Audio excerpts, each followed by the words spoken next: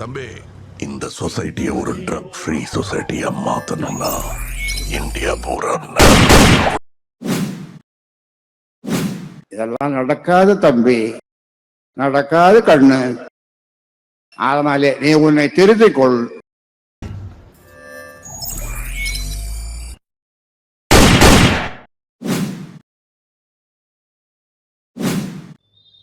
சீமான், இதோட விளைவுகள் ரொம்ப மோசமா உங்களுக்கு இருக்க போகுது. நிச்சயமா நான் சொல்லிட்டேன். ஏன்னா நீங்க என்னை ரொம்ப வாழ விடாம பண்ணிட்டு இருக்கீங்க.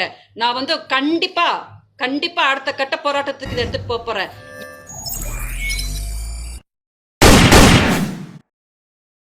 இந்த ஆட்டை கொண்டு வந்து நடுவழியில் வெட்டுறது, அதை கொடூரமாக அதை ஃபோட்டோ எடுத்து சமூக வலைதளத்தில் போடுறது, அப்படி வெட்டுற மாதிரி இருந்தால் என் மேலே கை வைங்கன்னு நான் சொல்கிறேன்.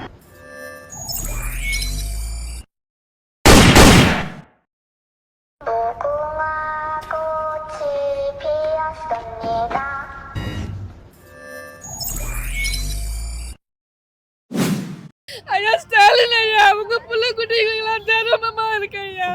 நாங்க அத வேலை நாங்க 4 நாளா செத்து கிடக்குறோம் ஐயா. நாங்க என்ன அப்பா நாங்க ஏன் எங்களை சாவடிக்கிறீங்க? நாங்க உங்களை தேர்ந்தெடுத்து எங்களுக்கு இந்த கேள்வி ஐயா. உங்க கால கையை வச்சு கேட்கிறேன், எங்களுக்கு உதவி பண்ணுங்க ஐயா. உங்களுடன் ஸ்டாலின், நலன்காக்கும் ஸ்டாலின், நம்ம அரசோட திட்டங்கள் மக்கள்கிட்ட பெரிய ஹிட் ஆயிடுச்சு. அந்த வைத்தறிச்சல்ல தான்